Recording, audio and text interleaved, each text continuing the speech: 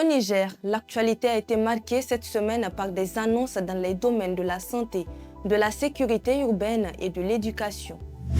À l'occasion de la 40e journée mondiale sans tabac, le ministre de la Santé et de l'Hygiène publique Garba Hakimi a lancé un appel fort en faveur d'une mobilisation accrue pour protéger la jeunesse contre le tabagisme. Placé sous le thème Démasquer l'attrait, lutter contre la dépendance à la nicotine et du tabac. Cette campagne vise à sensibiliser davantage les jeunes aux dangers liés à la consommation du tabac et des produits dérivés de la nicotine. Selon les données de l'enquête STEP 2021, 17,7% des hommes adultes au Niger consomment du tabac, dont 8,6% des jeunes. Le ministre a dénoncé les stratégies de l'industrie du tabac qui ciblent les adolescents à travers les réseaux sociaux et certaines tendances de la culture populaire. Il a également rappelé que le tabac est responsable de plus de 8 millions de décès chaque année dans le monde. Autre sujet marquant, le lancement à Niamey de l'opération de déguerpissement des occupants du domaine aéroportier.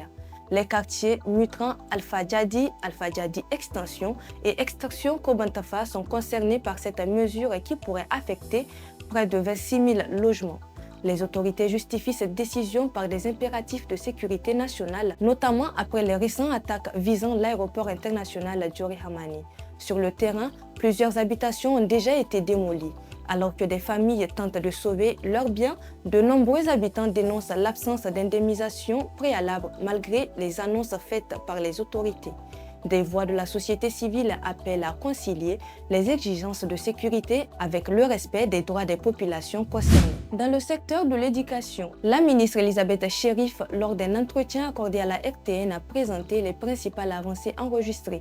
Le système éducatif nigérien compte aujourd'hui près de 3,95 millions d'élèves repartis dans plus de 24 000 établissements.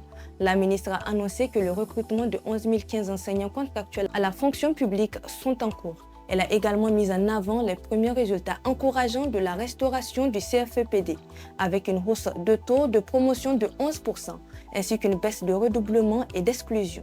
Des effets plus importants sont attendus dans les années à venir.